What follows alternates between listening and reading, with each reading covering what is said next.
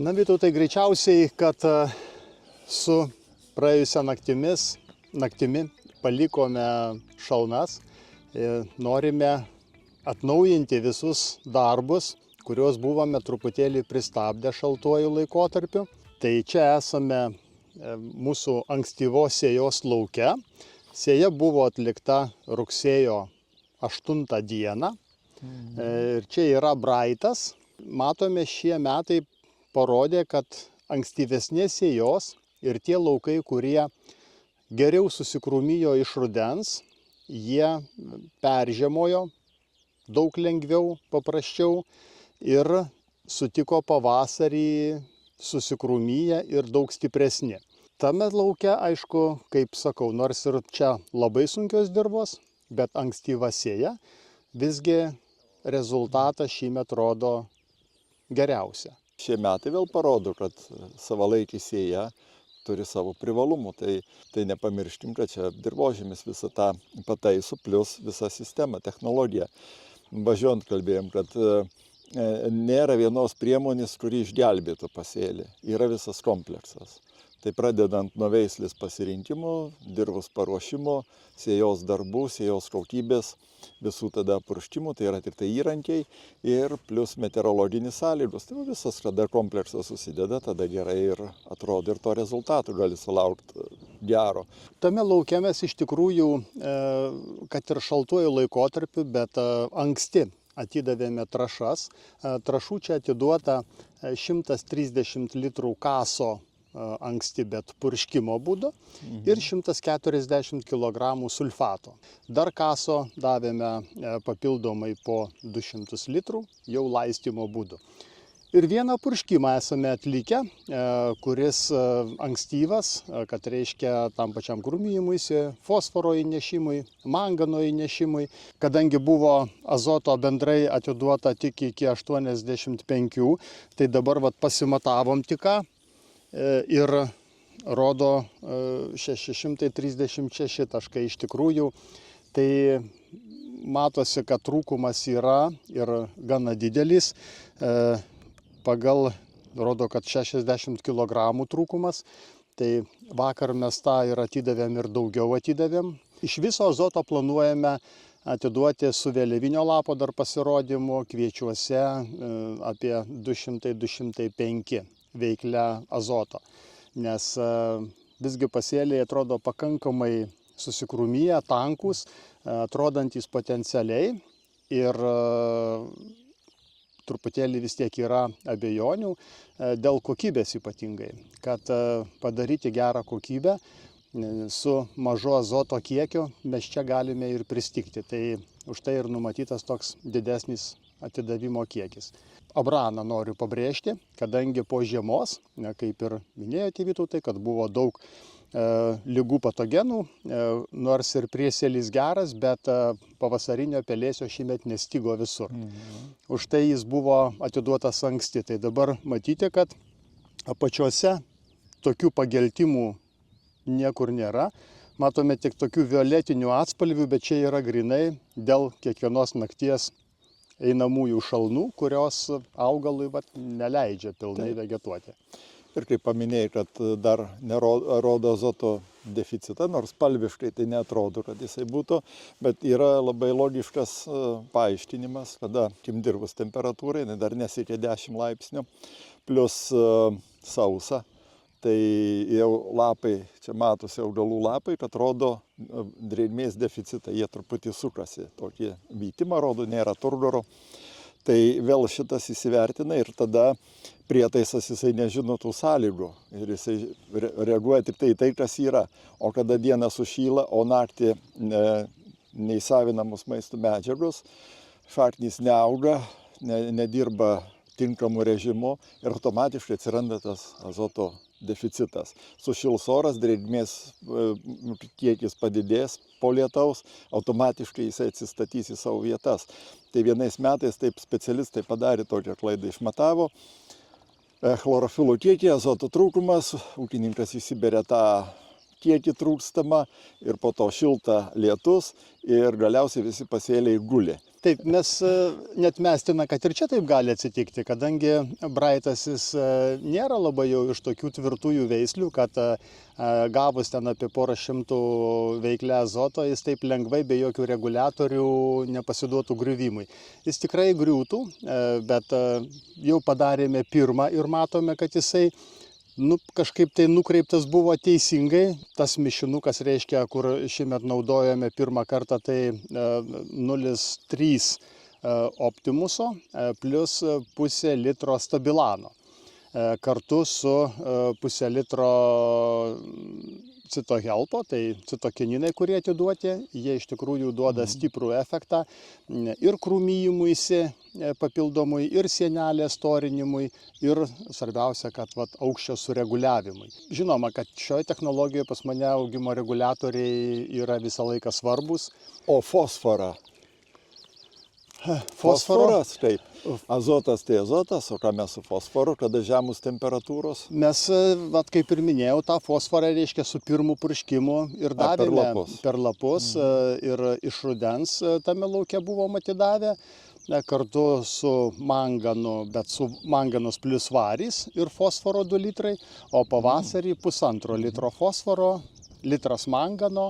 Nes tose aukštos žemdirbystės kultūros šalyse labai paplitus šitą technologiją, pavasarį fosforo purškimas per lapus. Sako, mes nesam tiek turtingi, kad galėtumėm per dirvą. Labai teisingai, nes dirvožemyje fosforo yra ir ne tiek mažai. Ir mums kiekvieni metai iš tikrųjų naudoti, aišku, kad ir lokaliai atiduoti kažkiek reikia, būtinai, bet aš čia duodu, dar pernai daviau, kadangi buvo šiek tiek pigesnis, tai 80 kg.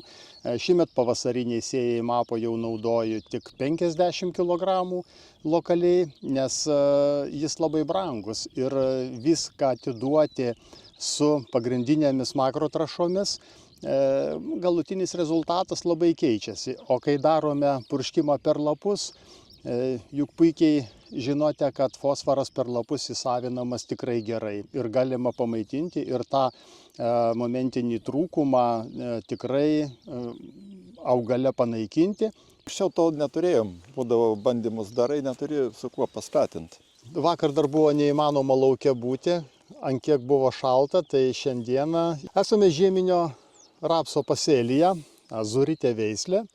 Peržiemojimas šiemet buvo kaip ir neprastas, bet vėlgi kaip ir su kviečiais, tie laukai, kurie buvo anksčiau pasėti, tai atėjus pavasariui su jais irgi truputėlį lengviau dirbti, kadangi pavasarinis darbas su rapsu tai anksti atiduoti trąšas, tai šitiems mūsų visiems laukams atidavėme anksti.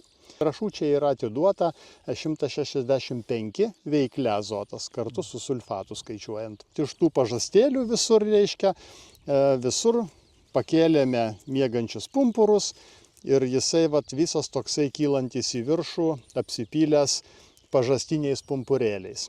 Tai citokininai įtariu čia naudoti pagal tą... Taip, įėjo fosforas, manganas, taip pat įdėjome kalio, tada dėjome artinos 0,4, žinoma būtinai citokininus, citohelpą, kurių pagalba mes ir sužadinome visus, reiškia, net nuo apačios, matome, kad reiškia visi pradėjo kilti ir labai gražiai. Tikrai pasiteisino ir ką norėjome, tą su rapsu ir pasidarėme. Jį susižeminome, reiškia, ir sužadinome visus, iš kiekvieno, galima sakyti, iš kiekvienos pažasties, reiškia, pakėlėme tuos pumpurus. Paskutinis purškimas prieš žydint.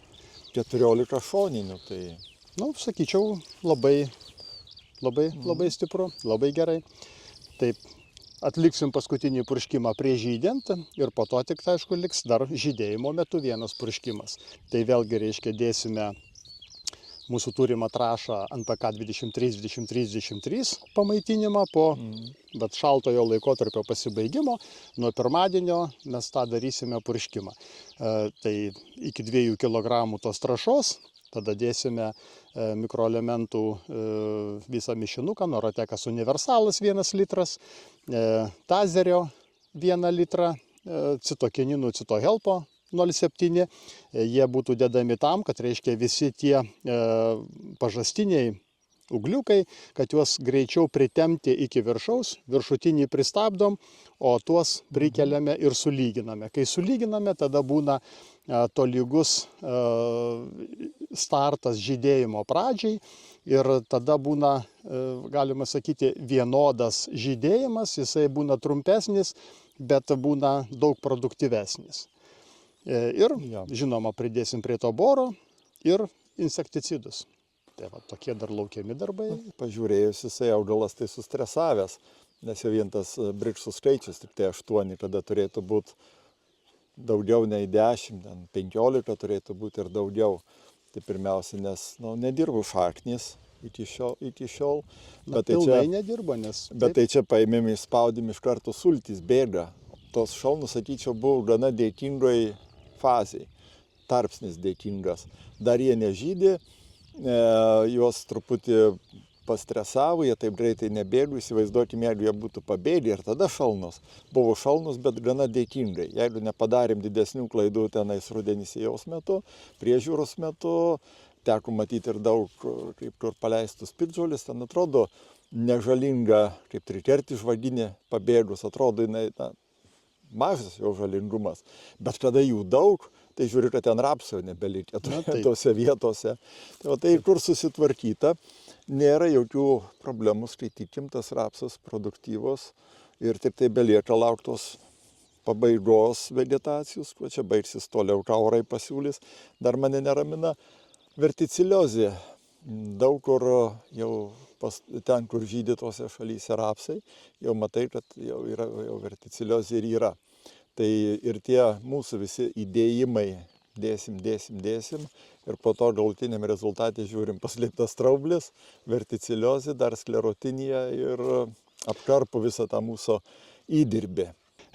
Pasėjome pupas ir visiems dabar aišku aktualiausias klausimas, kaip purkšti dirvinį herbicidą, kai yra sausa. Ir tikrai matome sausą paviršių, nors pasižiūrėjus giliau, tos drėgmės kaip ir yra.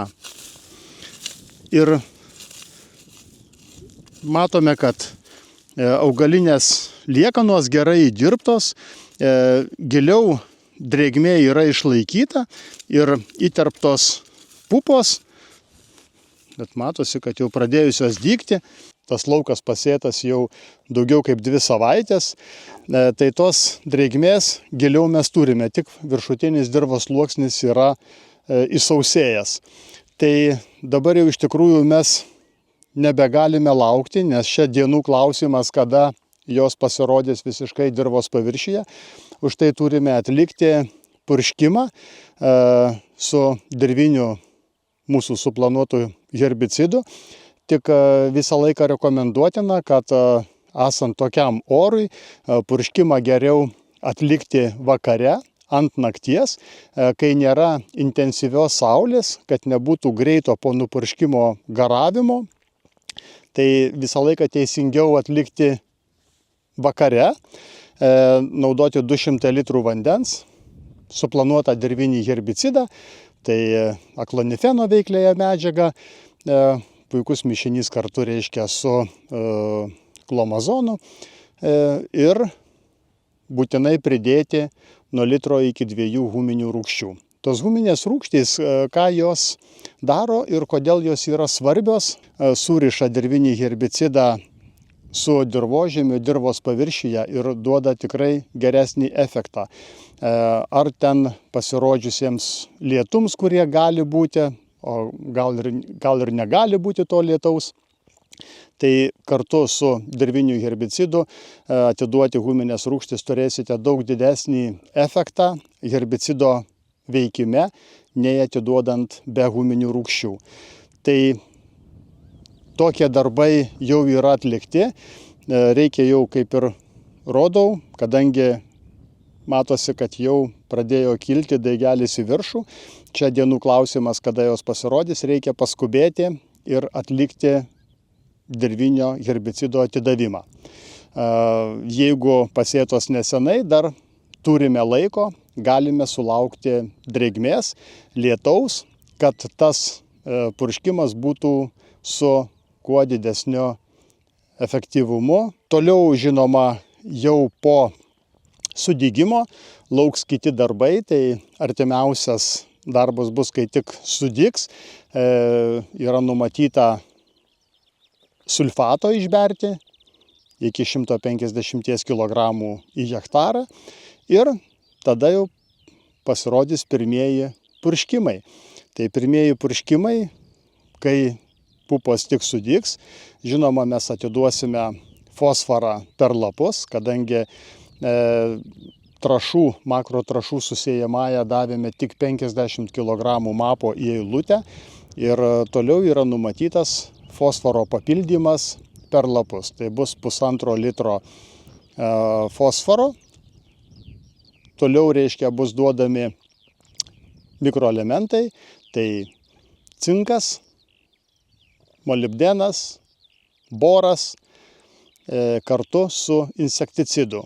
Kadangi kai sudygsta pupos, visą laiką pastebime pirmieji graužikai, sitonai, kurie pradeda karpyti lapelius ir čia lyg tai žalos kaip ir didesnės nebūtų tas lapelių karpimas, bet sitonai, jie iš tikrųjų eina į šaknį ir naikina azotą fiksuojančias gumbelinės bakterijas. Tai sitonų didžiausia daroma žala būtent čia.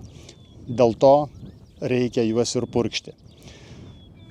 Tiek artimiausių darbų ir juos svarbiausia atlikti laiku.